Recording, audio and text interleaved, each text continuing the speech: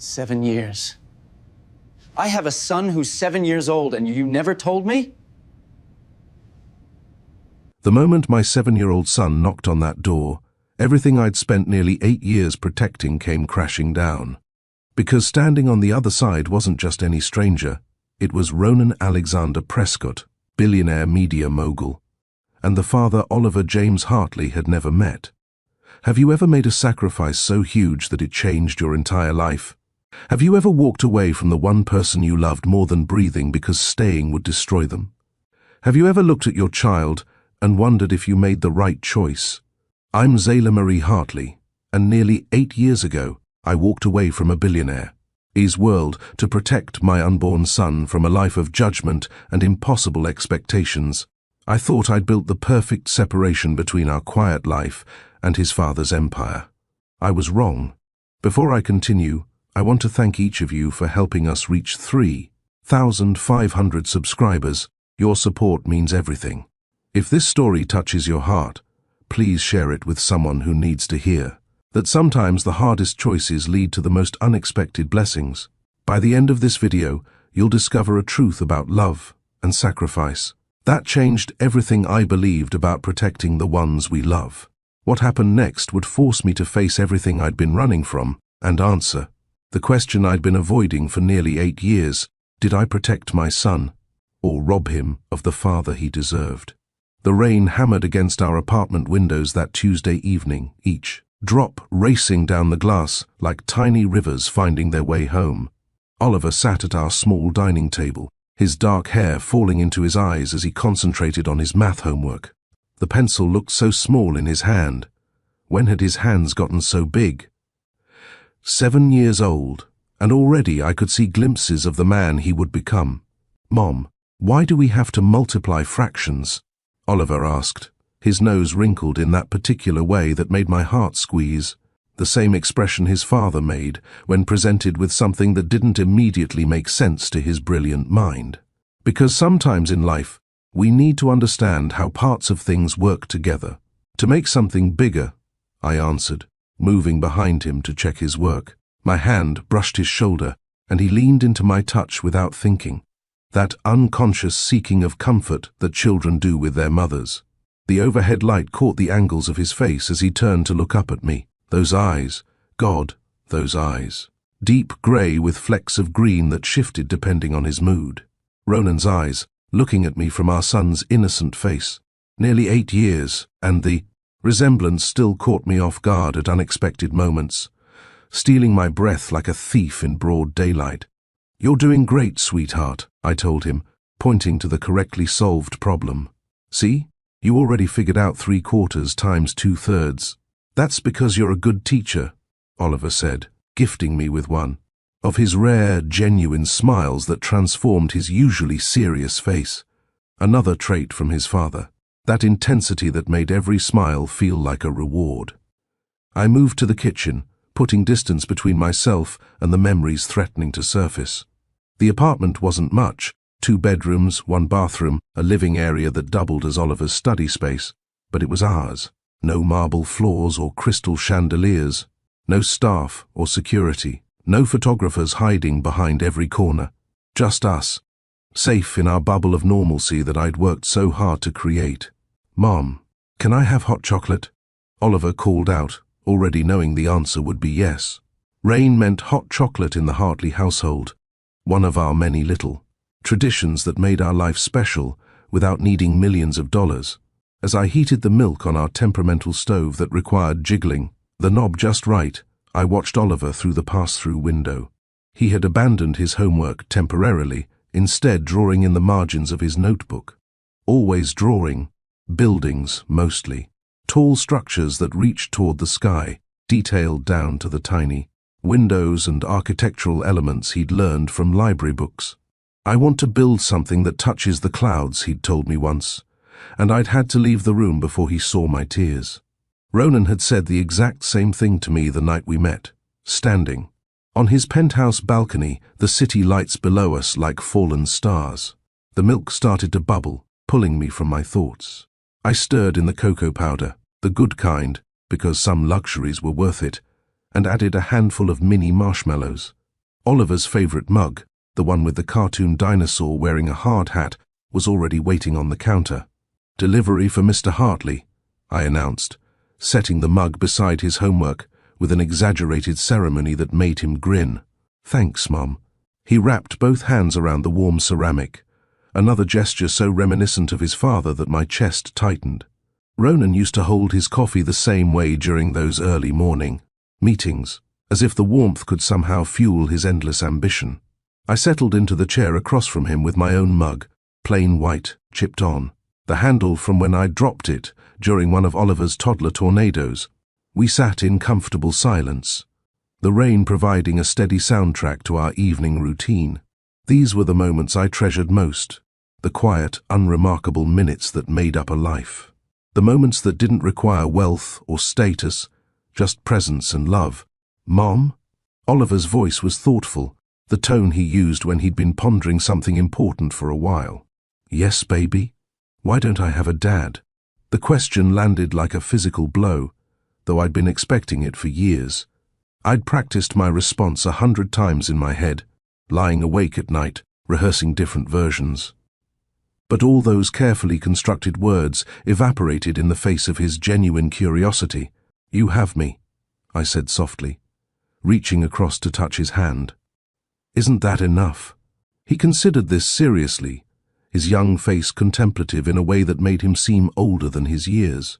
"Yeah, but Tommy has a mom and a dad, and Lucy has 2 moms, and Devon has 2 dads. I just have you." "Sometimes families look different," I managed, my voice steady despite the storm inside me. "What matters is that we love each other, right?" "I know." He squeezed my hand back, his small fingers warm against mine. "I love you too, Mom. You're the best mom in the whole world." The innocence of his declaration nearly undid me. He didn't know what he was missing. Didn't know about the private jets and European vacations, the Ivy League education that would have been guaranteed, the doors that would have opened with a simple mention of the Prescott name. He didn't know about the father who could have taught him to conquer the world, who would have understood his passion for buildings and design, in a way I never fully could. But he also didn't know about the grandfather who would have tried to mold him into a carbon copy of generations of Prescott men. He didn't know about the grandmother who might have deemed him inferior because his mother was a nobody from Michigan. He didn't know about the prenuptial agreement that would have been shoved in my face, reducing our love to a series of financial clauses and exit strategies. "Mom, you're squeezing really tight," Oliver said, and I realized I'd been gripping his hand like an anchor in a storm. "Sorry, sweetheart." I released him, watching as he flexed his fingers experimentally. "Finish your homework, and we can watch a movie before bed. Can we watch the one about the architect again?" I smiled, despite the ache in my chest. Of course he wanted to watch that one. He'd seen it at least a dozen times, studying every frame like he was preparing for a future career. "Sure, baby, whatever you want." As he returned to his fractions with renewed focus, I stood and moved to the window, watching the rain blur the city beyond our small sanctuary.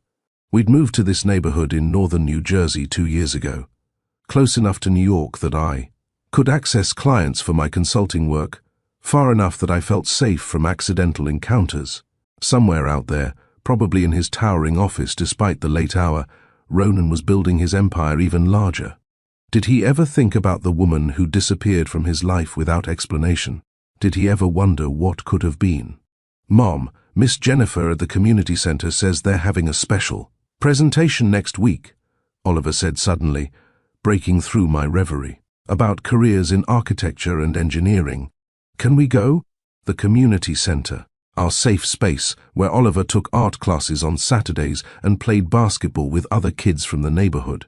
A world away from the Prescott Foundation galas and charity events that I once attended in designer gowns, feeling like an imposter the entire time. "Of course we can go," I told him, turning from the window to look at his excited face. "I know how much you love those presentations. Miss Jennifer says someone really important is coming to talk to us, someone who builds skyscrapers." His excitement was infectious, his eyes bright with anticipation and dreams of a future I hoped I could help him achieve. If only I'd known. If only I'd asked more questions. If only I'd recognized the universe's cruel sense of timing. But I didn't. I just smiled at my son's enthusiasm and promised we'd be there, unknowingly setting into motion the very collision I'd spent nearly 8 years preventing. The rain continued its assault on the windows as Oliver finished his homework with unusual speed, motivated by the promise of movie night. We settled onto our worn couch, a second-hand find that had seen better days but was perfectly broken in, and he curled against my side, still small enough to fit perfectly in the crook of my arm, though I knew those days were numbered. As the movie played, the same one about the ambitious architect that we'd watched countless times, I held my son close and tried not to think about another ambitious man who once held me the same way. I tried not to remember what it felt like to be loved completely, to be someone's entire world, to believe that love could overcome any obstacle. Mom? Oliver's voice was drowsy now, the hot chocolate and warmth making him sleepy, even though the movie was only halfway through. I'm glad it's just us. I kissed the top of his head, breathing in the scent of his shampoo, the cheap brand from the drugstore that he insisted smelled like adventure. Whatever that meant to a 7-year-old. Me too, baby. Me too. But even as I said the words, I wondered if I was lying to both of us. Because in 6 days, everything would change. In 6 days, Oliver would knock on a door that should have remained closed forever. In 6 days, the careful life I'd constructed would come crashing down, and I'd have to face the man I'd loved and left, the choice I'd made, and the truth I'd been hiding. The movie played on, the architect on screen achieving his dreams against all odds, and I held my son tighter, cherishing these last few days of our simple, safe existence. The existence where I was enough, where our small apartment was home, where the past stayed buried and the future seemed manageable. I should have known better. The past never stays buried. It waits, patient and persistent, until the moment you've finally convinced yourself you're safe. And then it knocks on your door, or in our case, my son knocks on its door, and everything you've built comes crumbling down. Nearly 8 years ago, I was different. Not just younger, though 23 feels like a lifetime away from 31, but fundamentally different in ways that go beyond age. I believed in fairy tale endings and glass slippers. I believed that love could conquer anything, even billion-dollar empires and family legacies that stretched back generations. I believed that if 2 people loved each other enough, the rest would simply fall into place. I was Zayla Marie Hartley from Clearwater, Michigan, population 8,000. On a good day, and that was counting the dairy cows on the outskirts of town. My mother, Grace Hartley, had raised me alone after my father decided. Being a parent was too much responsibility when I was 3 years old. She worked double shifts at the county hospital as a nurse, her hands always smelling faintly of antiseptic and her eyes always tired but kind. Work twice as hard for half the recognition, she used to tell me, while reviewing my homework at the kitchen table after her shifts. But never let them see you sweat, and never let them make you believe you're less than you are. Those words carried me through University of Michigan on a full academic scholarship. They pushed me through countless all-nighters, through professors who seemed surprised that a girl from nowhere could understand complex corporate finance theories, through the skepticism of classmates whose parents had already secured their futures with connections and legacy admissions. I graduated with honors and a job offer from Prescott Media Group in New York City, a position I'd earned through 3 rounds of brutal interviews and a presentation that apparently impressed people who were paid not to be impressed. The morning I first walked into the PMG building, I stood outside for 5 full minutes. Neck craned back to see where the glass and steel disappeared into the clouds. 47 floors of power and influence, of deals worth more than my entire hometown's annual budget, and somehow I had a desk on the 23rd floor in strategic development. For 3 months, I kept my head down and worked 60-hour weeks. I arrived before my supervisor and left after the cleaning crew. I proved that the girl from Michigan belonged there, that my scholarship hadn't been charity, that I could compete with Ivy League graduates who'd been groomed for this world since birth. I was reviewing market analysis reports one evening when everything changed. The elevator dinged at 7:15 p.m., and the entire floor went silent. People who'd been chatting by the water cooler suddenly found urgent reasons to return to their desks. Conversations stopped mid-sentence. The energy in the room shifted like the air pressure before a storm. Ronan Alexander Prescott didn't just walk into a room, he commanded it without saying a word. At 2008, he was already Vice President of Strategic Acquisitions, being groomed to take over when his father, Cornelius Prescott, eventually stepped down from the throne he'd occupied for 30 years. 6'2", with dark hair that looked artfully tousled even at 7 in the evening, and those eyes, deep, grey with green flecks that seemed to see straight through corporate jargon and into the truth underneath. Except he wasn't looking at the usual targets of his attention. He was looking directly at me. "You're the one who wrote the Harrison Communications acquisition report," he said, approaching my desk with purpose. Not a question, a statement of fact. "Yes, Mr. Prescott." I stood, smoothing my skirt nervously, aware that everyone on the floor was pretending not to watch this interaction. It was brilliant. Thorough analysis, creative financial structuring, and you identified vulnerabilities their own board hasn't recognized yet. He moved closer, and I caught the scent of expensive cologne mixed with something uniquely him, coffee and ambition, and something woodsy. "But you missed a vulnerability in their digital infrastructure." My spine straightened automatically. I'd spent 6 weeks on that report, checking every detail twice. "With respect, Mr. Prescott, I didn't miss it.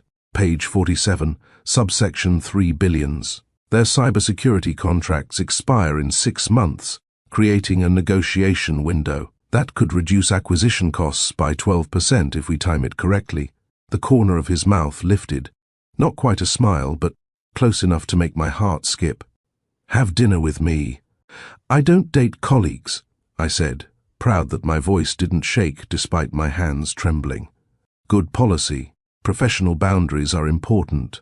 He turned to leave, then paused, glancing back over his shoulder. "I'll have you transferred to a different division. Then we won't be colleagues anymore, and you can say yes." He was gone before I could respond, leaving me standing there with my jaw hanging open and my heart racing like I'd run a marathon. My desk neighbor, Patricia, leaned over with wide eyes. "Did Ronan Prescott just ask you out?" "I think so. Maybe. I don't know. Girl, you better figure it out fast. Men like that don't ask twice." 2 weeks later, I was working under the Senior VP of Corporate Strategy, technically not Ronan, a subordinate, positioned carefully so that no one could accuse either of us of impropriety. He asked again, this time with flowers delivered to my desk and a handwritten note that simply said, "Still not colleagues. Dinner?" This time, I said yes. Our first date wasn't at some 5-star restaurant with a month-long reservation list where I'd feel completely out of my depth.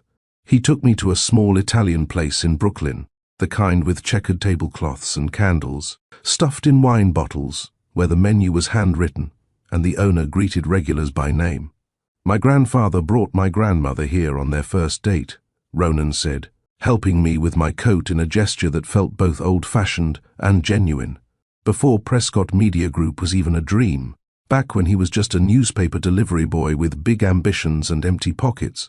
"And now your family owns half of Manhattan's media landscape," I said, settling into the worn leather booth that had probably seated generations of diners. "My family owns it," he corrected, and there was something in his voice, a weight I hadn't expected from someone born into such privilege. "I'm just the current placeholder until the next generation comes along to continue the dynasty." The waiter, an elderly man named Giuseppe, with thick glasses and an accent straight from the old country, greeted Ronan with a hug and rapid Italian that made Ronan laugh, a real laugh, not the polished one I'd heard in board meetings. "You speak Italian?" I asked, genuinely surprised. My grandmother was from Sicily. She refused to speak English at home, saying a man should know the language of his ancestors and his heart. He paused, something sad flickering across his face. "She died when I was 15. This place, it's one of the few pieces of her I have left that hasn't been absorbed into the Prescott empire." Over homemade pasta that melted on the tongue and wine that Giuseppe chose for us, ignoring. Ronan's protests that he could pick his own bottle, I saw the real Ronan for the first time. Not the vice president or the heir apparent, but the man underneath the designer suits and family expectations.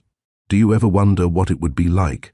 he asked, twirling his fork through the linguine in a way that suggested he'd been taught proper dining etiquette from birth. To just be nobody. To make choices without considering stock prices and board opinions and what the Wall Street Journal might say. "I've been nobody my whole life," I told him honestly. "Trust me, it comes with its own set of challenges." "Like what?" "Like having to prove you deserve to be in the room every single day. Like knowing one mistake could end everything because there's no safety net, no family name to catch you when you fall. Like watching your mother work herself to exhaustion just to keep the lights on and put food on the table, knowing there's nothing you can do to help until you finish school." He reached across the table, his fingers finding mine with surprising gentleness. "Tell me about her. Your mother." So I did. I told him about Grace Hartley, who could make $1 stretch for a week and never complained when I needed new textbooks instead of new clothes for school dances, about how she'd driven 12 hours straight to move me into my dorm, then turned around and drove back for a night shift because she couldn't afford to take the time off, about her pride when I'd called to tell her about the PMG job offer, how she'd cried and said, "You did it, baby, you made it out." "She sounds extraordinary," Ronan said softly, his thumb tracing circles on my hand. "What about your parents?" I ventured, unsure if I was crossing a line. His hand tightened on mine, not painfully, but noticeably. "Cornelius Prescott views children as investments in the family portfolio. My mother, Vivian, sees them as accessories to be displayed at appropriate functions. I've been groomed since birth to be the perfect heir. Right schools, right connections, right opinions, right everything. That must have been lonely." His eyes met mine, vulnerable in a way that made my chest ache. "You're the first person who's ever said that. Everyone else just sees the privilege, the money, the opportunities, the doors that open automatically. They don't see the cage." After dinner, we walked through Brooklyn Heights as the city lights began, their nightly show, transforming the skyline into something magical. He talked about his dreams, not the corporate ones everyone knew about, but the secret ones he'd never voiced aloud. "I want to build something from scratch," he confessed, stopping to look out over the East River. "Not acquire companies or manage portfolios, but actually create something. Buildings, maybe, structures that will outlast me, that people will use and appreciate, long after I'm gone. I want to wake up one morning and make a decision that's entirely mine. No board to consult, no father to disappoint, no legacy to uphold. So do it," I challenged, emboldened by wine and the anonymity of the Brooklyn darkness. He turned to me with a sad smile. "You don't walk away from $1 billion empire, Zayla. The empire doesn't let you. It has gravity like a black hole. Once you're in its orbit, escape velocity is nearly impossible." I should have heard the warning in those words, should have recognized the cage bars he was showing me, should have understood that. What he was describing wasn't just difficult, it was, in his mind, impossible. But I was 23, and falling in love with a man who quoted Neruda. When we were alone, and remembered how I took my coffee after one mention, 6 months passed in a blur of stolen moments and secret smiles. We kept our relationship private. Not hidden exactly, but not advertised either. It wasn't because we were ashamed, but because we wanted something that belonged only to us, untouched by corporate politics or family scrutiny. He had a cabin upstate, a place his family didn't know about, purchased with money he'd earned from personal investments rather than family funds. "This is my rebellion," he'd told me. The first time he brought me there, unlocking the door to reveal a cozy space that felt nothing like the Prescott estate. 4 walls that have nothing to do with being a Prescott. Those weekends were magic. We'd cook together, badly, usually ending up with takeout from the town's only restaurant after setting off the smoke alarm. We'd read books by the fireplace while rain drummed on the roof. We'd make love like we had forever, not knowing our time was already running out, that every moment was precious and numbered. He taught me about wine and art, and which fork to use at formal dinners. I taught him about grocery shopping on a budget and doing laundry without ruining expensive shirts and the simple pleasure of a perfectly grilled cheese sandwich at midnight. "I love you," he said one night, his body curved around mine in the darkness of the cabin. Bedroom. The weight of the words making them feel like both a gift and a confession. I've never said that to anyone who wasn't required to love me back. "I love you too," I whispered, meaning it with every fiber of my being, not knowing that love wouldn't be enough. Looking back now, those 6 months were both the greatest gift and the cruelest curse of my life. A gift because they showed me what real love could feel like, consuming and gentle, passionate and comfortable all at once. A curse because once you've tasted that kind of connection, everything else feels like settling for less than you deserve. "Marry me," he said one Sunday morning over breakfast, as casually as if he were asking me to pass the orange juice. I nearly choked on my coffee. "What? Not today," he clarified quickly, reaching for my hand. "Not even this year necessarily, but someday, when I've figured out how to be Ronan with you and still be a Prescott for them. When I've built enough independence that loving you doesn't mean choosing between you and everything else.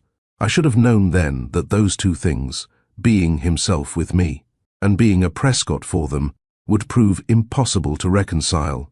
But I was young and in love and foolish enough to believe that our connection could survive anything. Someday, I agreed, sealing both our fates with that single word. How wrong I was. The invitation arrived on expensive cardstock, the kind that whispered old money and established power.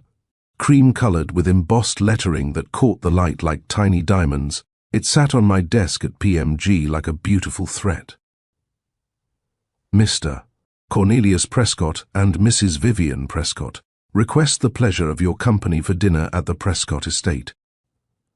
Saturday, April 14th, 7 p.m. Attire, formal. It's just dinner," Ronan said when I showed him the invitation, my hands trembling, slightly as I held the cardstock that felt heavier than it should. "They want to meet the woman who's made me happier than I've been in years." We'd been together 6 months by then, 6 perfect months of stolen weekends and secret smiles, of learning each other's rhythms and building something that felt unshakable. But standing outside the Prescott estate that Saturday evening, watching valets in actual uniforms, park cars that cost more than my mother's house, I felt the first real crack in my confidence. The estate wasn't a house, it was a monument to generational wealth. Sprawling across 5 acres in the most exclusive part of Greenwich, Connecticut, the main building looked like it had been transported stone by stone from a French chateau. Manicured gardens stretched in every direction, lit by strategically placed lights that made the whole property glow like something out of a dream. Or a nightmare, depending on your perspective. "Breathe," Ronan murmured, his hand warm on the small of my back as we walked. Up marble steps toward doors that looked like they belonged in a museum. "You're brilliant and accomplished, and you have every right to be here." But the moment those doors opened, I knew he was wrong. The foyer alone was larger than my entire apartment. A crystal chandelier that probably cost more than I'd earn in a decade hung from a ceiling painted with cherubs and clouds. The floor was marble, real Italian marble I'd learn later, polished as such, a shine that I could see my reflection, distorted and small on its surface. A woman in a black uniform, an actual uniform, like something from Downton Abbey, took my coat. Another offered champagne from a silver tray. I accepted the flute because my hands needed something to hold, something to keep them from shaking. "Ronan." The voice came from the top of a curved staircase that belonged in a movie, and I looked up to see Vivian Prescott descending like royalty granting an audience. She was stunning in that ageless way wealthy women achieve through excellent genes and better cosmetic intervention. Her dress probably cost more than 3 months of my rent. Diamonds glittered at her throat and ears, real ones, the kind with insurance policies and security systems.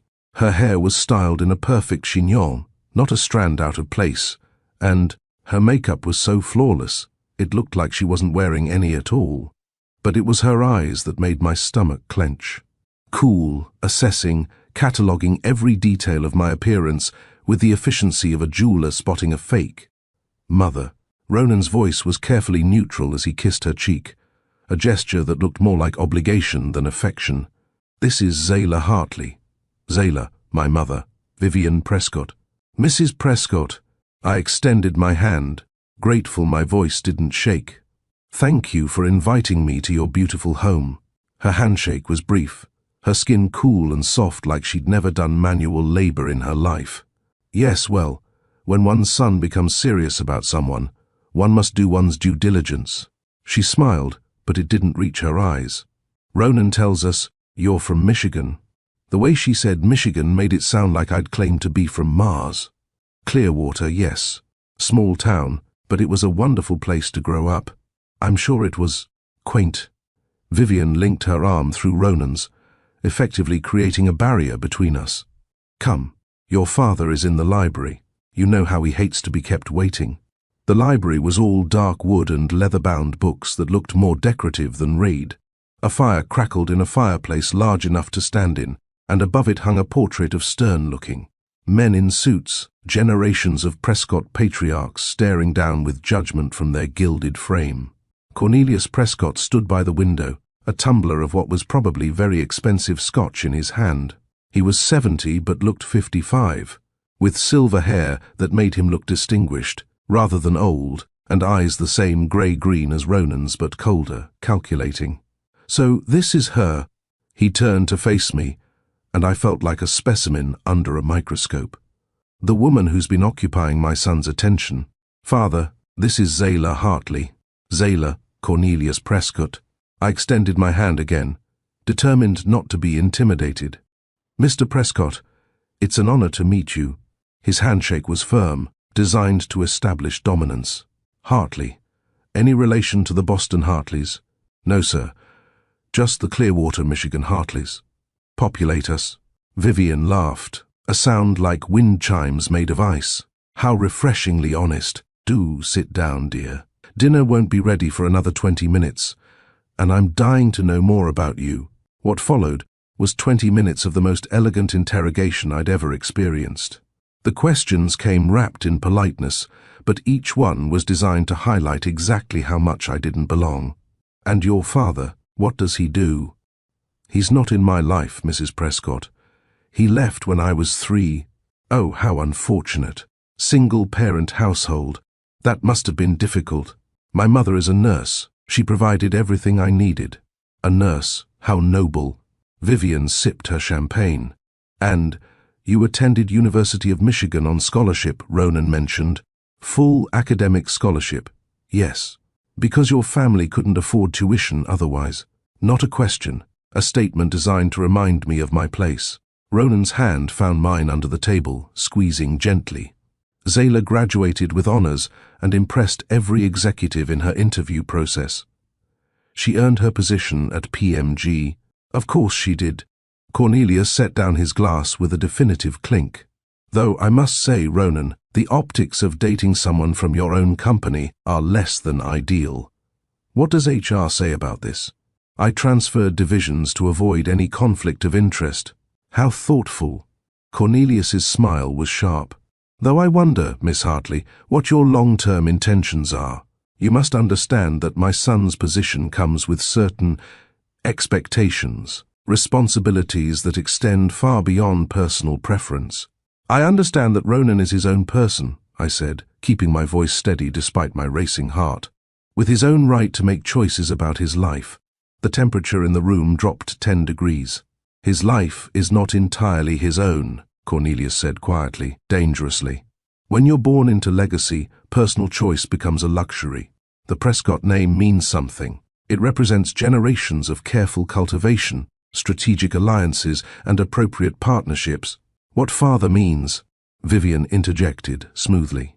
"I mean exactly what I said." Cornelius cut her off, his eyes never leaving mine. "You're a lovely young woman, I'm sure. Bright, ambitious, worked hard to get where you are. Admirable qualities. But let's not pretend you understand the world my son lives in. You're an analyst." "She's not just an analyst." Ronan's voice cut through the room like a blade.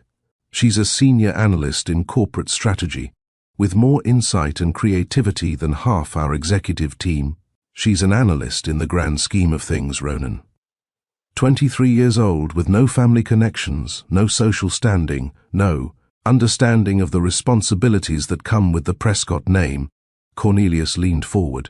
Do you have any idea what's expected of the woman who stands beside the CEO of Prescott Media Group? The charity boards, the social obligations, the public scrutiny? The prenuptial agreements alone would take months to negotiate. We're not discussing marriage, I managed, my face burning. Aren't you? Vivian's smile was pitiful. My dear, why else would we be having this conversation? Ronan doesn't bring casual dates to family dinners. Dinner itself was a blur of courses I barely tasted, served by silent staff on china so delicate I was terrified of breaking it. The conversation continued in the same vein, pointed observations about my background, subtle. Questions about my intentions, thinly veiled suggestions that I was out of my depth. The Junior League is always looking for enthusiastic volunteers, Vivian mentioned over the third course. Though I suppose with your work schedule and lack of connections, it might be difficult to navigate those circles. Mother, Ronan's voice held a warning. I'm simply being practical, darling. If this relationship is as serious as you claim, Zayla needs to understand what she's entering. The wives of executives in our world don't just support their husbands, they're partners in maintaining the family's social position. It requires a certain pedigree. I set down my fork carefully, meeting her eyes.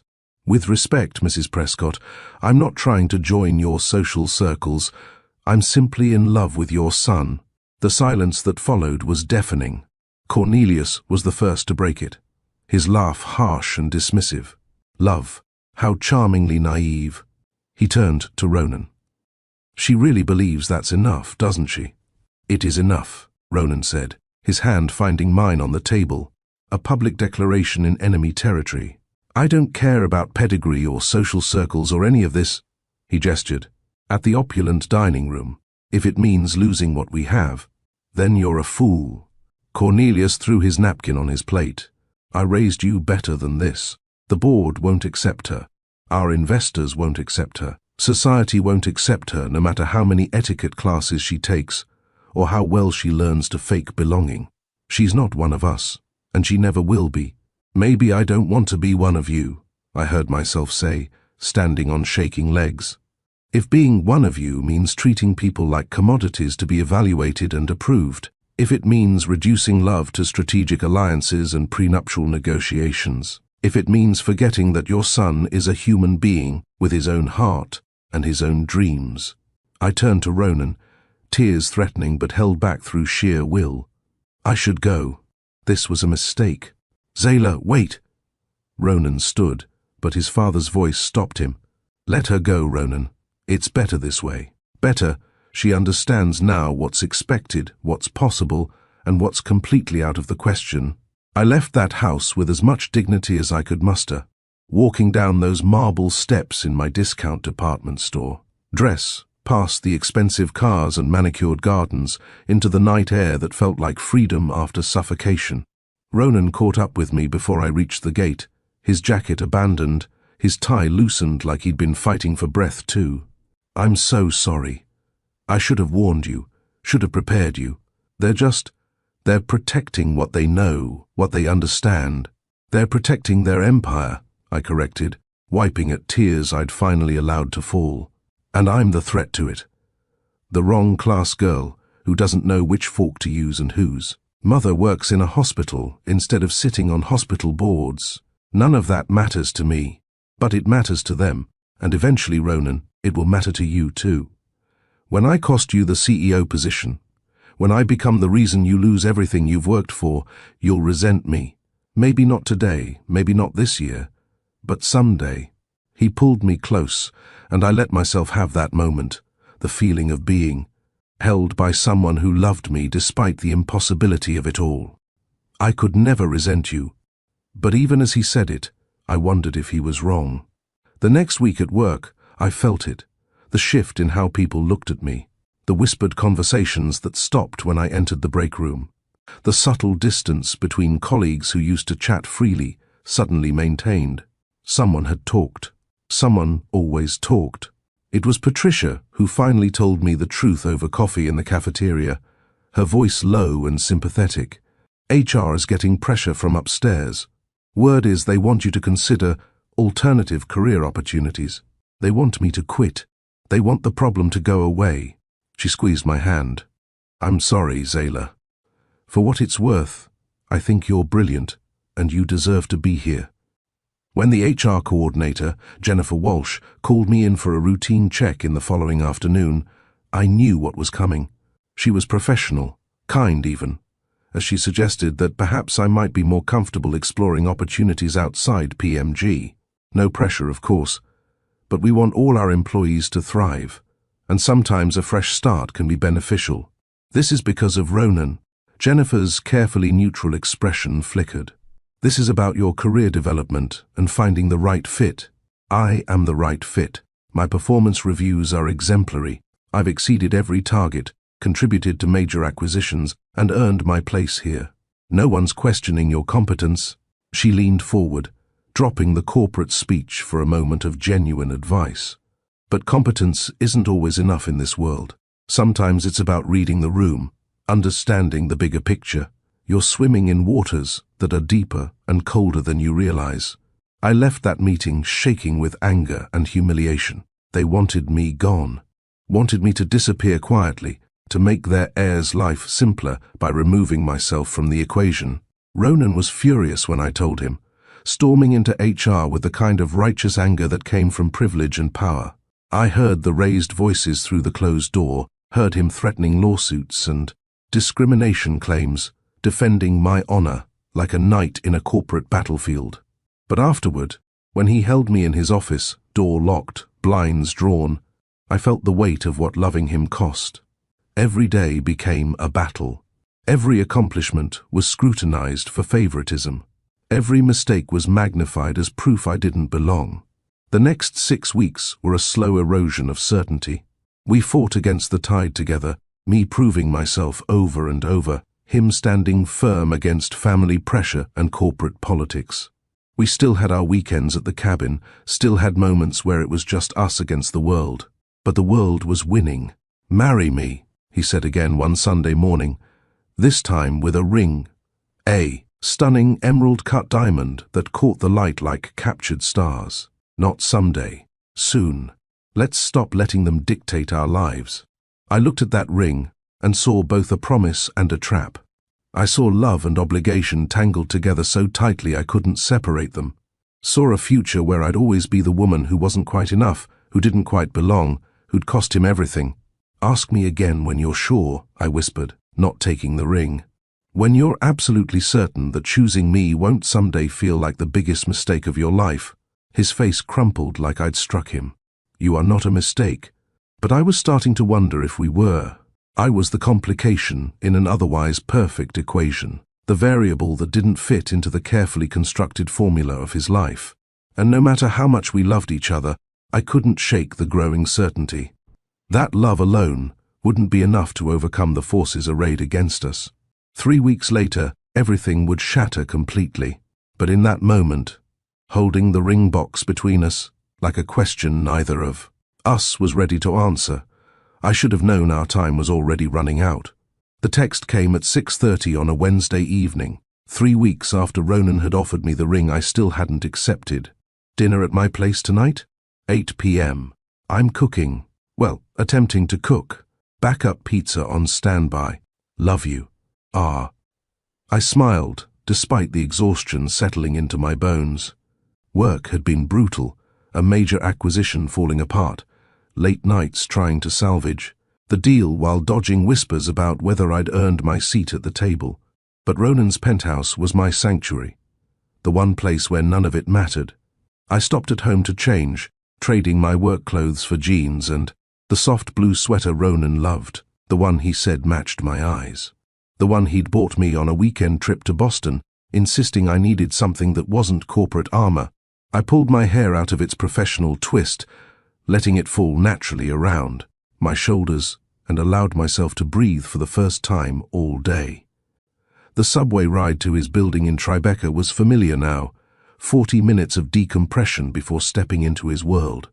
His doorman, Thomas, greeted me with a warm smile. "Good evening, Miss Hartley. Mr. Prescott mentioned you'd be coming." "Go right up." The private elevator to the penthouse still felt surreal after all these months. Glass walls offering a view of the city rising around me, smooth classical music, playing softly, the sensation of ascending into another reality entirely. The doors opened directly into his foyer, and I could smell something burning. "Don't say anything," Ronan's voice called from the kitchen. "It's under control." "Is it, though?" I laughed, following the smoke detector's beeping to find him waving a kitchen towel under the alarm. His dress shirt sleeves rolled up, his hair disheveled in a way that made him look younger, more vulnerable. The recipe said medium-high heat. I'm starting to think my stove's definition of medium-high is different from normal people's. He grinned at me, sheepish and beautiful, and my heart clenched with how much I loved him in that moment. This billionaire who couldn't cook pasta without nearly setting off the fire alarm. I crossed to him, rising on my toes to kiss him. "Pizza." "It is?" "Pizza it is," he agreed, pulling me close, his forehead resting against mine. "I missed you today. Is that pathetic? We saw each other at the office this morning, and I still missed you. Not pathetic. Sweet." I breathed him in, expensive cologne mixed with smoke and something essentially him. "I missed you too." We ordered from his favorite place, the Italian restaurant in Brooklyn that had closed its doors to the public. Years ago, but still delivered personally to Ronan because his grandmother had been friends with the owner. We ate on his balcony despite the October chill, wrapped in the cashmere throw he kept outside. For exactly this purpose, the city lights spread below us, like we were floating above reality. "I've been thinking," Ronan said, setting down his wineglass with the careful deliberation that meant he'd been rehearsing this conversation, "about what you said, about being sure." My chest tightened. "Ronan, let me finish." He took my hand, his thumb tracing patterns on my palm. "You're right to want certainty. You deserve someone who's absolutely sure, who's all in without hesitation. And I am, Zayla. I've never been more certain of anything in my life. But your family is my family, not my life, not my choice." His grey-green eyes held mine with intensity that made the rest of the world fade away. "I've spent 28 years living according to their expectations, their timelines, their vision of who I should be. And I was miserable. Then I met you, and for the first time I understood what it meant to actually live instead of just existing in the life someone else designed for me. You say that now, but when it costs you the CEO position, then it costs me the position." He said it so simply, like it was the easiest decision in the world. "I can build another career, another legacy, but I can't build another you. There's only one Zayla Hartley, and I refuse to lose her because I'm too much of a coward to stand up to my father." I wanted to believe him. God, how I wanted to believe that love could be enough, that we could overcome the forces arrayed against us through sheer determination and devotion. But somewhere deep in my gut, a warning bell was ringing. "I need to use the restroom," I said, needing a moment to breathe, to think, to calm the anxiety spiraling in my chest. His penthouse bathroom was larger than my first apartment, all marble, and gold fixtures, and a soaking tub that could fit 4 people. I splashed cold water on my face, staring at my reflection in the mirror that probably cost more than my car. Who was I kidding? I didn't belong in this world, no matter how much we loved each other. I was drying my hands on a towel that was softer than any blanket I owned when I heard the voices. The bathroom door hadn't closed completely, and sound carried differently in the penthouse, some architectural quirk of the open floor plan and high ceilings. I should have announced myself, and should have walked out immediately. Instead, I froze. "Absolutely ridiculous, Ronan, and it's gone on long enough." Cornelius Prescott's voice, sharp with authority and barely contained anger. I hadn't heard him arrive, hadn't known he was coming. "The board met today. Do you want to know what they discussed?" "I'm sure you're going to tell me." Ronan's voice was steady but tight. "Your future with this company. Or rather, your lack of one if you continue this fantasy with that girl." That girl. 2 words that reduced me to nothing, to a problem to be solved, an obstacle to be removed. Her name is Zayla, father, and she's not a fantasy. She's the woman I love. Love. Cornelius's laugh was harsh, dismissive. You think love built this empire? Love is a luxury for people who don't have legacies to maintain, shareholders to answer to, generations of family reputation to uphold. You want to throw all of that away for what? A girl from nowhere with no connections, no understanding of our world, no ability to be the partner you need. She's exactly the partner I need. She's a liability. The sound of glass hitting a surface, probably Cornelius setting down a drink with more force than necessary. Your cousin has been circling like a vulture, waiting for you to disqualify yourself. The board has made it clear. If you persist with this inappropriate relationship, they'll give the CEO position to him. Is that what you want? To hand him everything we've built because you're infatuated with an unsuitable woman? The silence stretched so long, I thought maybe they'd move to another room. My heart was pounding so hard, I was sure they could hear it from wherever they stood. I pressed my hand against my mouth, fighting the urge to either scream or cry. What do you want from me? Ronan's voice was quieter now, strained in a way I'd never heard before. End this. Today. Now. Let her go gently, give her a generous severance package, help her land somewhere prestigious. She's young, she'll recover. She'll find someone appropriate to her. Station, and you'll find someone appropriate to yours. Anderson's daughter, perhaps. Victoria went to Wellesley, sits on 3 charity boards, understands discretion and duty. She'd be perfect. I don't want to be perfect. I want Zayla. Then you're a fool, and I raised you better than that. Cornelius's voice dropped lower, taking on a tone that was somehow more threatening than his anger. Think strategically, son. This isn't just about you and your feelings. This is about the company, about our family name, about the empire that will outlast all of us. Is this girl worth losing all of that? Is she worth disappointing everyone who's invested in you, believed in you, groomed you for greatness? Another long pause. In that silence, I could hear my own heartbeat, the blood rushing in my ears, the sound of my world preparing to crumble. And if I choose her anyway? Ronan's voice was barely audible. Then you choose to be cut off, from the company, from the family trust, from the life you've always known. Your cousin becomes CEO. The Prescott legacy continues without you. And in 5 years, when the infatuation has worn off, and you realize what you've sacrificed, it will be too late. She'll have cost you everything, and the resentment will poison whatever you think you have now. You can't threaten me into compliance. I'm not threatening. I'm offering you a choice, a clear, strategic choice, your legacy and future, or a girl who doesn't even belong in our world. Choose wisely, Ronan. You have until the end of the week.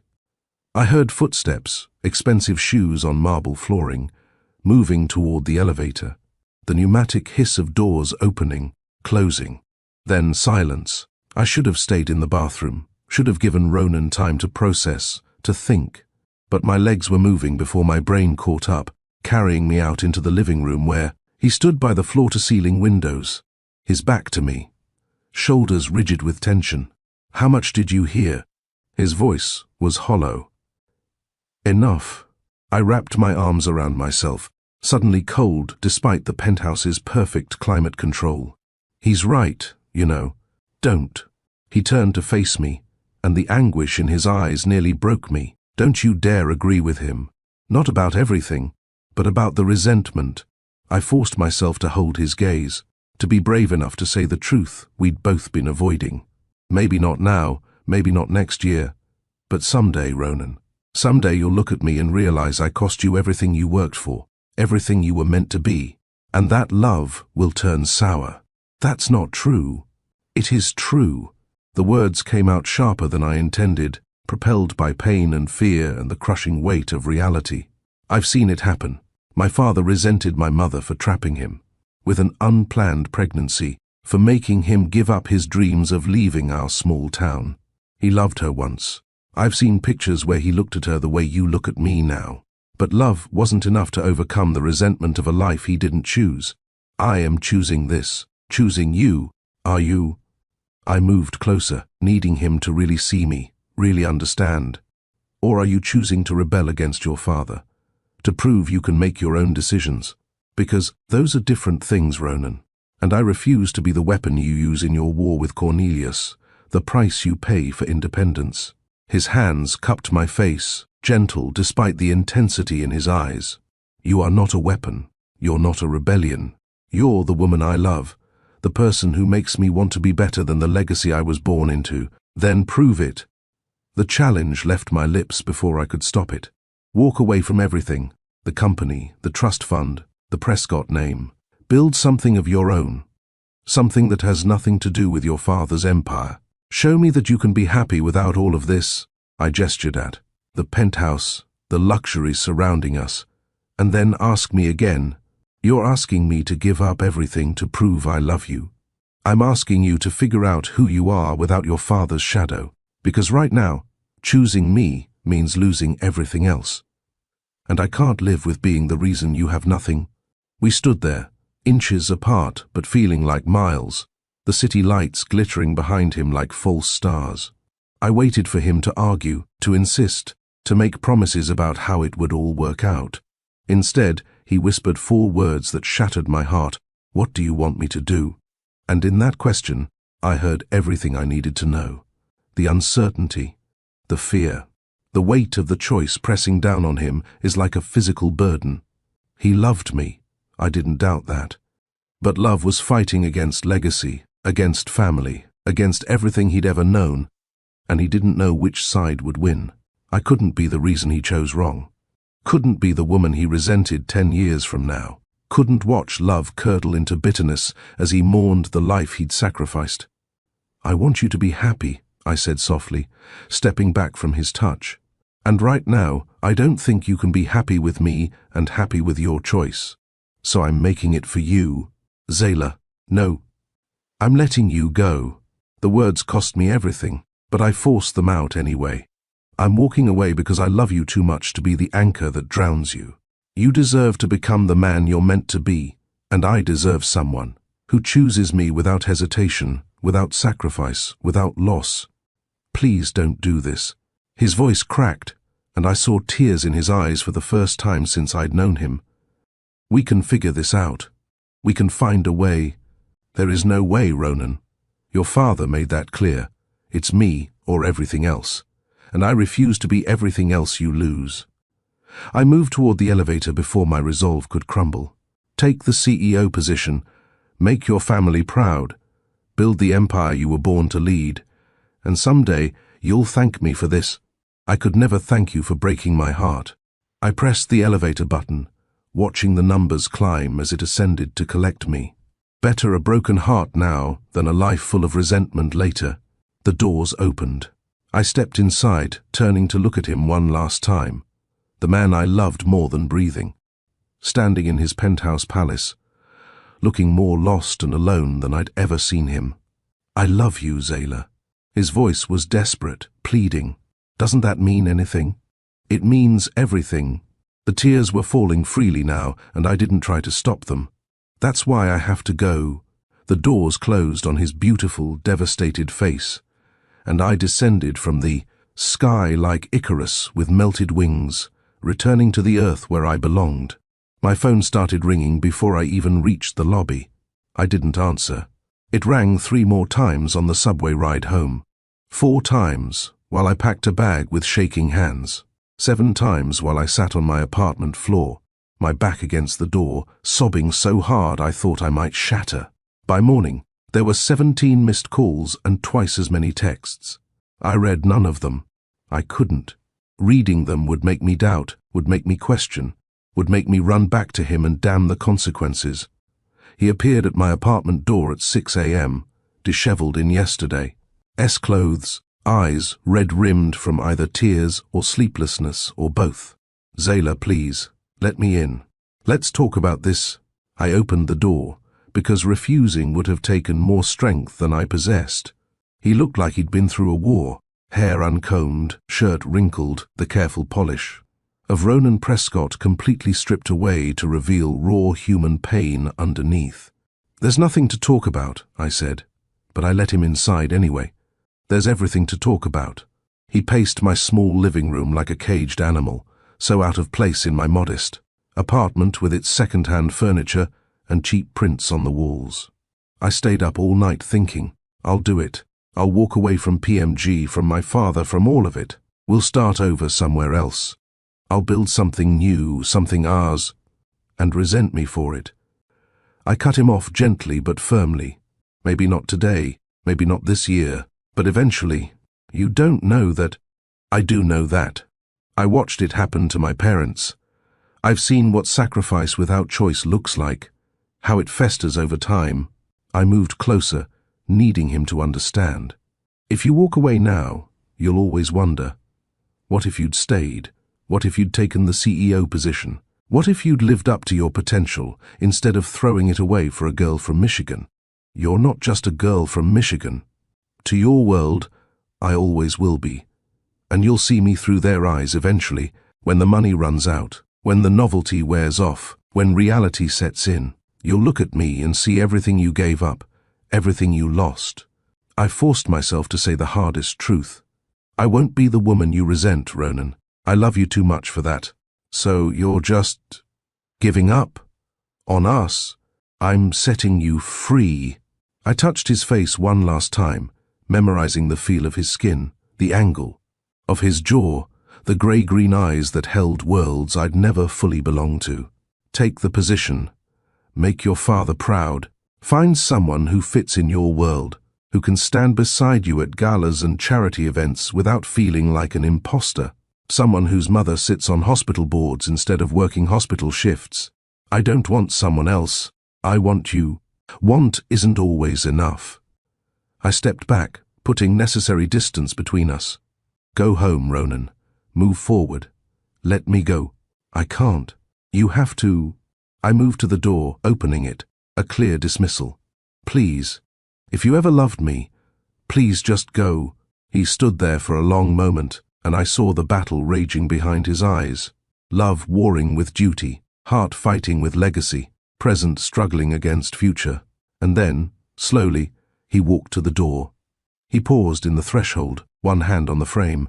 This isn't over, Zayla. Yes, it is. I forced strength into my voice I didn't feel. Goodbye, Ronan. I closed the door before he could respond, before I could weaken, before I could take it all back and damn us both to a future built on sacrifice and eventual resentment. I heard his footsteps in the hallway, heard them pause, heard them finally, slowly, move away. Then I slid down the door to the floor and let myself break completely.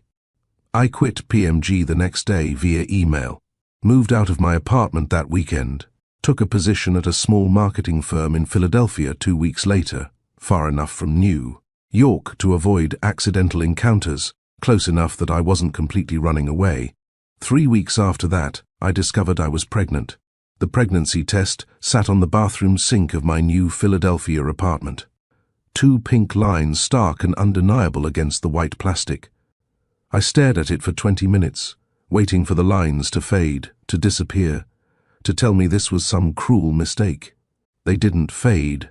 3 weeks. 3 weeks since I'd walked away from Ronan, since I'd closed the door on the only man I'd ever truly loved, since I'd convinced myself I was doing the noble thing by setting him free. And now this. A permanent connection I could never sever, a choice I couldn't unmake. My hand trembled as I picked up my phone. Ronan's contact information still there despite my promise to delete it. My thumb hovered over his name. 1 call. That's all it would take. I'm pregnant. It's yours. We need to talk. I imagined the conversation 100 different ways. He'd be shocked, then supportive. He'd insist we get married, do the right thing. His father would have the prenuptial agreement drawn up before the 2nd trimester, ironclad. Clauses about custody and inheritance, and what happened when love inevitably failed. Vivian would arrange for the best doctors, the most prestigious hospital, making sure the Prescott heir received appropriate care while making me feel like an incubator for their legacy. Or worse, they'd think I'd done this on purpose. Trapped their son with a pregnancy to secure my position, to force my way into a world that had made clear I didn't belong. the gold digger from Michigan who got pregnant to lock down a billionaire. I set the phone down without calling. My new job at Sterling and Associates was supposed to be a fresh start, a boutique marketing firm with clients who cared more about creative campaigns than family pedigrees. The salary was a fraction of what I'd made at PMG, but it came without the whispers, the judgment, the constant pressure of being the wrong woman in the right place. "You settling in okay?" My new supervisor, Margaret Wilson, was 50-something with kind eyes and a no-nonsense approach to business. She'd hired me based on my portfolio alone, never asking why I'd left a prestigious position at Prescott Media Group. Getting there, I managed, grateful my morning sickness had been mild enough to hide. Good. The Riverside restaurant account needs fresh eyes. Think you can handle a complete rebrand? I threw myself into work with desperate focus, spending 12-hour days crafting campaigns and strategies, trying not to think about the life growing inside me, or the man who'd never know he was going to be a father, trying not to compose mental messages I'd never send. "Ronan, I'm pregnant. I thought you should know. Ronan, we're going to have a baby. I don't expect anything from you. Ronan, remember that night in October? Well, there are consequences. None of them felt right. All of them felt like manipulation, like obligation, like exactly what I'd walked away to avoid. At night, alone in my small apartment with its creaky floors and temperamental heating, I'd lie in bed with my hand on my still flat stomach and talk to the tiny life inside me. "Your father is brilliant," I whispered into the darkness. "He's ambitious and driven, and sometimes he tries too hard to please everyone. He makes terrible pasta, but his smile could light up entire cities. He has these eyes, grey-green, like the ocean before a storm, and you're going to have them too, I just know it." Tears slipped down my temples. He would have loved you so much, would have given you everything, the best schools, the best opportunities, a future so bright it would hurt to look at, directly. But he also would have felt trapped, obligated, tied to me through duty instead of choice. And I couldn't do that to him, couldn't do that to us. By my second trimester, I'd convinced myself I'd made the right choice. Ronan was free to become the CEO his father demanded, to marry someone appropriate, to build the empire he was born to lead.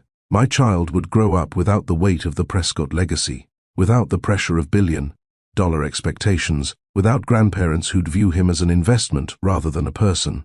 We'd be fine on our own. People raised children alone all the time.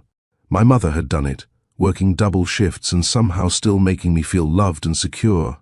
I could do the same, except my mother hadn't been carrying the child of a man she still desperately loved, hadn't jumped every time her phone rang, hoping and dreading in equal measure that it might be him, hadn't scrolled through news articles about Prescott Media Group, searching for any mention of Ronan, any hint about his life after her. The articles were sparse but telling. Ronan Prescott takes larger role in strategic acquisitions.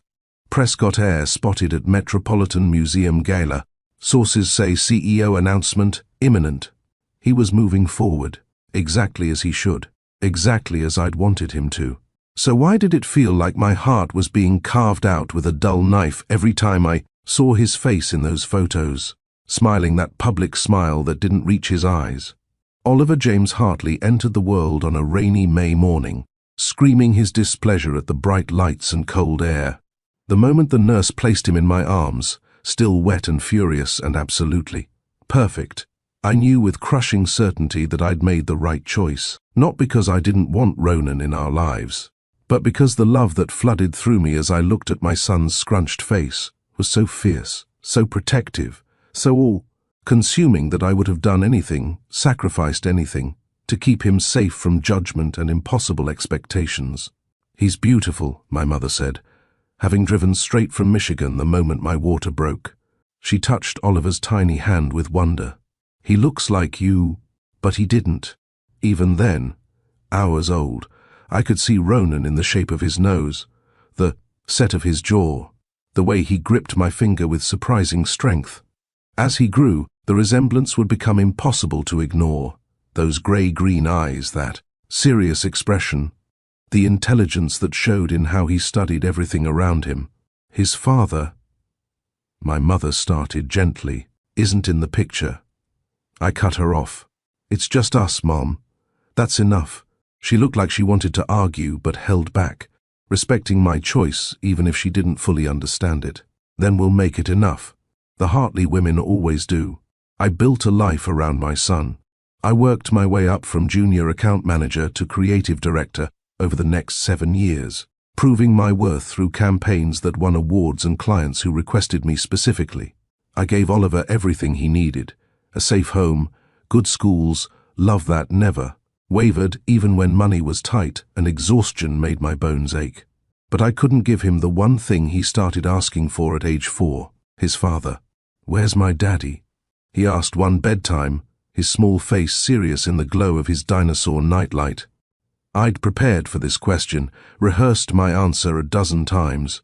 "Your daddy is a good man who lives far away. He doesn't know about you because sometimes grown-ups make complicated choices. But he would love you so much if he knew you existed. Why doesn't he know? Because I decided it was better that way. To protect you, to protect him, to protect all of us from a situation that was too complicated for anyone to navigate without someone getting hurt." Oliver absorbed this with the gravity he brought to everything, even at 4 years old. "When I'm bigger, can I meet him?" Maybe someday, I hedged, hoping someday would never come. But children don't forget promises, even implied ones. As Oliver grew, his questions evolved. He created elaborate stories about his absent father, a superhero saving the world, an astronaut exploring distant planets, a secret agent on dangerous missions. The fantasies were easier than the truth. Your father is a billionaire media mogul who chose his empire over us. Except he hadn't chosen anything because I'd made the choice for both of us. By age 7, Oliver had mostly stopped asking directly, but I'd catch him watching fathers at the playground, studying how they pushed their kids on swings or taught them to throw a ball. I'd see the longing in his eyes and hate myself for putting it there, even as I told myself it was better than the alternative. We'd moved to northern New Jersey 2 years ago, after I landed a position as creative director at a prestigious agency. The move made sense: better schools for Oliver, more opportunities for my career, and a community that felt like home. The community center became our anchor, offering art classes and activities that fed Oliver's growing passion for architecture. That Tuesday morning started like any other. Amanda Monroe, my neighbor and closest friend, was picking up Oliver along, with her son Devon for their weekly architecture class at the center. "You ready, sweetheart?" I called, watching Oliver pack his sketchbook with the careful precision he brought to everything. "Almost." He emerged from his room, backpack perfectly organized. "Miss Jennifer says today's speaker is really important. Someone who builds actual skyscrapers." I kissed the top of his head, breathing in the scent of his shampoo. "Have fun. Listen carefully." "I will." He hugged me quickly before racing to join Devon in the hallway. Amanda lingered in the doorway. "I'll have them back by 2. The presentation's at 10. Then they're doing some hands-on activities. Thanks for taking him. You're a lifesaver." I settled into work, diving into client presentations and campaign strategies. The morning passed quickly, until my phone rang at 11:30. Amanda's name flashed on the screen. "Hey, did Oliver forget something?" "Zayla." Her voice was strange, tight and uncertain. "We're still at the community center. Something happened. Oliver's fine," she added quickly, hearing my sharp intake of breath. "He's completely fine. But you need to come down here. Now, what happened? Is he hurt? Just come. Please." "I can't. I need to tell you this in person." The drive took 8 minutes that felt like 8 hours. My mind raced through possibilities, each worse than the last. An accident. An injury. Something terrible happened during the presentation. I parked haphazardly and ran inside. The lobby was quiet, too quiet for a Saturday morning that should have been filled with activity. Amanda stood near the main desk, her face pale, her hands twisting together nervously. The moment she saw me, something flickered across her expression, pity mixed with shock, mixed with something I couldn't quite name. "Where is he? Where's Oliver?" "He's in Miss Jennifer's office."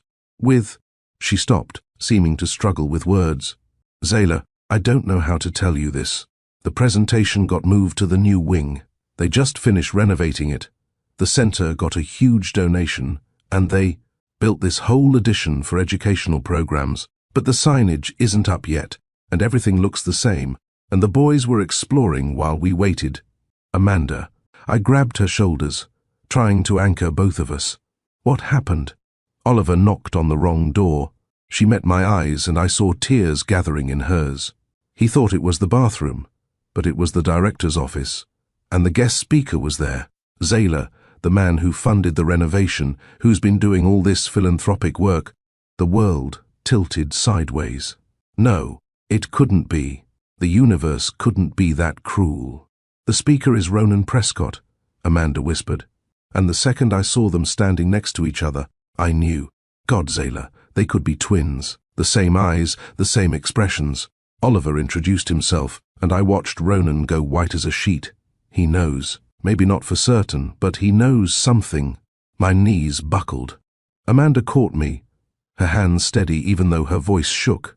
Where are they now? Still in the office. Miss Jennifer took Devon to the activity room. Ronan asked, very politely, very carefully, if he could speak with Oliver's mother. He's been nothing but kind to Oliver, I promise. But Zayla, you need to go in there. You need to... God, I don't even know what you need to do. But you can't hide from this anymore. The hallway to the new wing stretched endlessly. My feet moved on autopilot, carrying me toward a confrontation I'd spent 7 years avoiding. Through the window of the director's office, I could see them. Oliver sat in a chair that was too big for him, his legs swinging, his face animated as he talked. And standing by the window, listening with an intensity that made my breath catch, was Ronan. He looked different. Older, obviously. 7 years had passed. But it was more than that. His hair was slightly longer, touched with grey at the temples that somehow made him more distinguished. He'd traded the designer suits for dark jeans and a button-down, dressed down in a way the old Ronan never would have been. And his expression, as he watched Oliver talk, held a tenderness I'd never seen, before mixed with dawning realization and something that looked like grief. Oliver was showing him something, probably his sketchbook, filled with drawings of buildings that reached impossible heights. Ronan leaned closer, examining whatever Oliver had shown him, and said something that made my son laugh. The sound of that laugh, pure and unself-conscious, nearly broke me. I couldn't do this, couldn't walk through that door and watch my carefully constructed world collapse, couldn't face the man I'd loved and left, couldn't see the accusation in his eyes when he realized what I'd kept from him. But Oliver glanced toward the window at that moment, and his face lit up when he saw me. He waved, beckoning me inside, completely unaware that he was inviting me to my own execution. Ronan followed Oliver's gaze. Our eyes met through the glass. 7 years collapsed into nothing. I saw every emotion flash across Ronan's face in rapid succession. Shock, recognition, confusion, hurt, anger, and underneath it all, something that looked heartbreakingly like hope. He mouthed my name. Not a question, a statement, an accusation, a prayer. I forced my legs to move, forced myself to open the door, forced myself to step into the room where past and present collided with the force of a freight train. Mom, Oliver jumped up, his excitement palpable. This is Mr. Prescott. He builds skyscrapers, and he said my drawings are really good, and he wants to talk to you about... Oliver. My voice came out steadier than I expected. Can you go find Miss Jennifer? I need to talk to Mr. Prescott alone for a minute. But Mom... Now, please, sweetheart. Something in my tone must have communicated the seriousness, because he grabbed his backpack without further protest. But he paused at the door, looking back at Ronan with open admiration. It was really nice meeting you, Mr. Prescott. Thanks for looking at my drawings. The pleasure was mine, Oliver. Ronan's voice was rough, like he was fighting to keep it steady. You're very talented.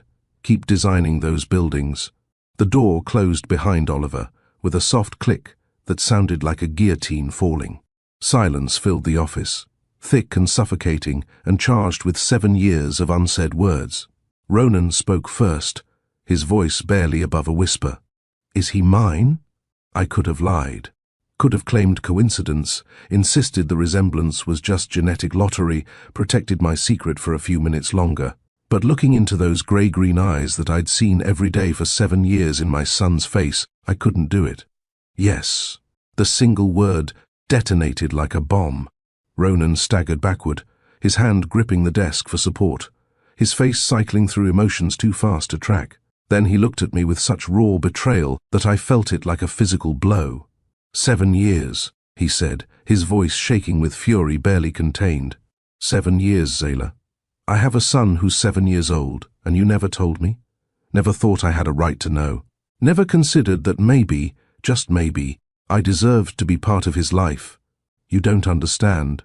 You're damn right I don't understand. He moved closer, and I saw tears in his eyes mixing with anger. Explain it to me. Explain how you could keep my son from me for 7 years. Explain how you could let me miss his first steps, his first words, his first day of school. Explain how you could rob me of being his father. I was protecting him, I said, hating how defensive I sounded. From your world, from your family's expectations. From me. His laugh was bitter. Did you think I would hurt him? That I wouldn't love him? That I wouldn't have moved heaven and earth to be there for him? Your father would have destroyed us. My father. Ronan's voice dropped dangerously low. I walked away from PMG 6 months after you left. Told my father I couldn't do it. Couldn't sacrifice everything that mattered for an empire built on other people's dreams. I got disowned. I've spent the last 6 years building something of my own, doing work that actually matters, and you kept my son from me because you assumed I'd choose the company. The floor seemed to drop from beneath my feet. What? You heard me. I left, started over, built a foundation focused on community development and educational programs because I needed to do something that actually mattered. His eyes held mine, pain and accusation burning in equal measure. I've spent 7 years trying to find meaning in a life that felt empty without you, never knowing I had a son.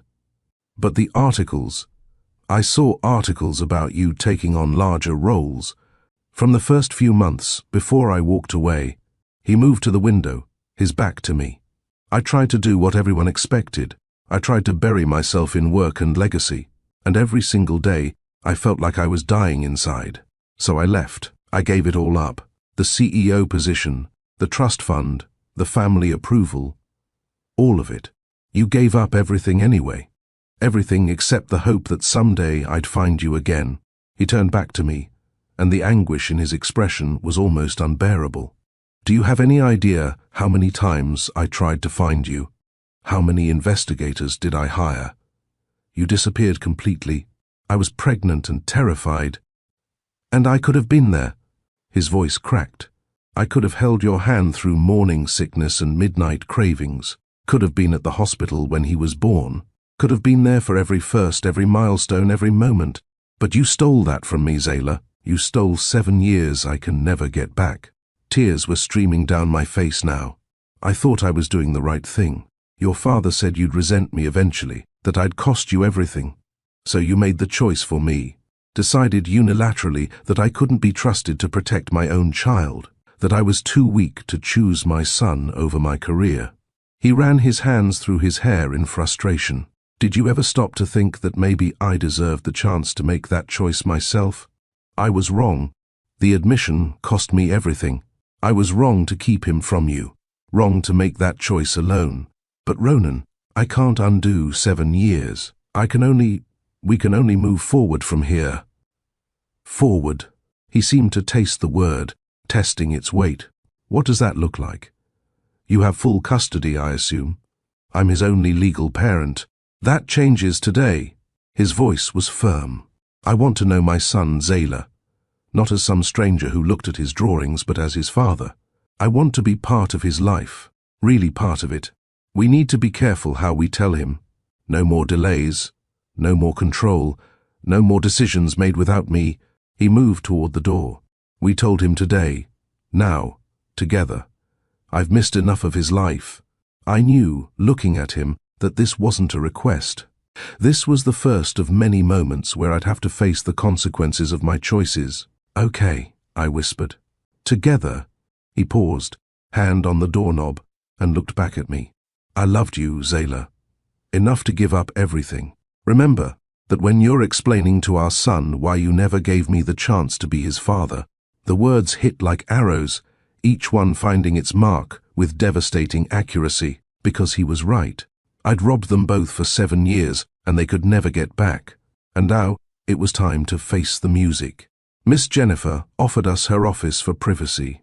Oliver sat between us on the small sofa, his backpack clutched on his lap like a shield, his eyes darting between Ronan and me with growing understanding that made my heart ache. "Oliver," I began, my voice shaking despite my attempts at steadiness. "Do you remember how I told you that your father is a good man who lives far away? That he doesn't know about you because grown-ups sometimes make complicated choices?" "Yes." His voice was small, uncertain. I looked at Ronan, and he nodded, giving me permission to continue, or perhaps silently insisting I take responsibility for what came next. "I wasn't completely honest with you, sweetheart. Your father doesn't live far away. He's here. He's—" The words stuck in my throat. "I'm your father, Oliver." Ronan's voice was thick with emotion. "The reason I didn't know about you wasn't because I was far away or on important missions. It's because your mother and we had a complicated situation, and she made a choice not to tell me you existed. Until today, I had no idea I had a son." Oliver's face cycled through confusion, hurt, and dawning comprehension. He looked at me with eyes too old for his 7 years. "You knew who my dad was the whole time?" "Yes." "And you didn't tell him about me?" "No, I didn't." "Why?" The single word held so much pain that I wanted to gather him in my arms and make it all disappear. But I owed him the truth, because I was scared. Your father comes from a very different world than ours. I was afraid of losing you to that world. So I made a choice, a wrong choice, to keep you away from all of that." Oliver was quiet for a long moment, processing. Then he turned to Ronan, his expression serious. "You're really my dad?" "I really am." Ronan's voice broke. "And I know this is confusing and probably scary, but I want you to know something, Oliver. If I had known about you, if I'd known for even 1 second that you existed, nothing could have kept me away. You would have been the most important thing in my world." "Do you build real buildings?" Oliver asked suddenly, clinging to the one fact he knew for certain about this stranger who was his father. "I help build them now, yes. Through my foundation, we create community centers like this one, schools, libraries, places that help people."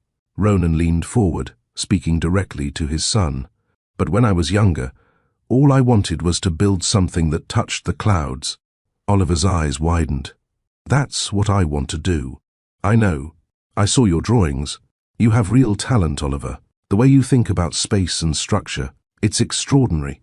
The next hours were a blur of lawyers and arrangements. We agreed Oliver would stay with me while we worked out a formal custody agreement.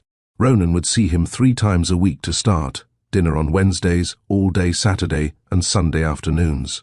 We'd reassess as Oliver adjusted. "I don't want to overwhelm him," Ronan said, showing more restraint than I probably deserved. "But I want to be a real part of his life, not just weekends and holidays." The first month was awkward, beautiful, and heartbreaking in equal measure. Oliver blossomed under Ronan's attention, coming home from their visits full of stories about architecture and engineering, about his father's work building places that helped people. "He's really smart, Mom," Oliver said one night at bedtime. "And he listens when I talk. Really listen. What you say always matters, baby." "I know, but it's different with him. He gets it when I talk about buildings and design. He understands." Oliver was quiet for a moment. "Are you sorry that he knows about me now?" "No, sweetheart. I'm sorry I kept him from you for so long. I thought I was protecting you, but I was wrong." Ronan's parents found out about Oliver 2 months later. They showed up at his office unannounced and found him helping Oliver with a school project on famous buildings. "They want to meet him," Ronan told me that evening. "But it's your choice. If you don't trust them with him, I'll respect that." The meeting happened at a neutral location, a family restaurant where Oliver could escape to the playground if things got overwhelming. Cornelius and Vivian Prescott were different than I remembered, softer, somehow, humbled by the years and their estrangement from their son. "He has your mother's smile," Vivian said to Ronan, watching Oliver play. "And your passion for building things. He has everything good in both of us," Ronan replied, and I felt his eyes on me. 6 months passed. Oliver thrived with both parents in his life. Ronan and I learned to co-parent, to communicate, to put our son's needs above our complicated history. "Do you still love each other?" Oliver asked one Sunday evening after Ronan dropped him off. "Why do you ask?" "Because sometimes when you look at each other, you look sad, like you both lost something important, out of the mouths of babes." The truth was, love had never been our problem. Fear, pride, assumptions, those were our downfall. But love? That had remained constant, buried under 7 years of separation and secrets. "Sometimes," Ronan said one evening after a parent-teacher conference, "I wonder what would have happened if I'd fought harder that night. If I'd made you believe that choosing you wasn't a sacrifice." "Sometimes," I replied, "I wonder what would have happened if I'd trusted you enough to tell you about Oliver. If I'd believed in us enough to face your family together. We couldn't change the past, couldn't reclaim the 7 years we'd lost, but maybe, just maybe, we could build something new from the ashes of what we'd been. Not for us, for Oliver, for the boy who drew buildings that touched clouds, who had his father's eyes and his mother's heart, who deserved parents who could look at each other without regret." "I'd like to try again," Ronan said finally. "Not pick up where we left off, we're different people now, but start fresh, build something new, for Oliver, for us." "I'd like that too." It wasn't a fairy tale ending. We had months of counseling ahead, years of rebuilding trust, a lifetime of navigating complex family dynamics. We had a son watching us figure out how to love each other again without losing ourselves in the process. But we had something we didn't have 7 years ago: wisdom. The knowledge that love isn't about grand gestures or impossible choices. It's about trust, communication, the courage to face fears together instead of running from them alone. And maybe that's enough to build something that lasts, something that, like Oliver's drawings, touches the clouds. Before I end this story, I need to ask you something. What would you have done? Would you have made the same choices I did? Would you have trusted love to be enough, or would fear have driven your decisions too? Drop your thoughts in the comments below. I read every single one, and your stories matter. Your experiences matter. Sometimes sharing our truth helps others feel less alone in their own struggles. If this story touched your heart, if you understand what it means to make impossible choices for love, please hit that like button. Share it with someone who needs to hear that second chances are real, that it's never too late to fix our mistakes, that love can survive even our worst decisions. And if you haven't already, subscribe to Mr. Steele Rich Stories. We're building something special here, a community where real emotions and difficult truths have a home, where we can share the messy, beautiful, complicated reality of love and family and redemption. The next story will take you inside another world of wealth and sacrifice, where a small-town teacher discovers her student is the secret heir to a fortune. But that's a story for another day. This is Zayla Hartley, reminding you that sometimes the hardest choices lead to the most unexpected blessings. And sometimes, if we're brave enough to try again, love really can touch the clouds.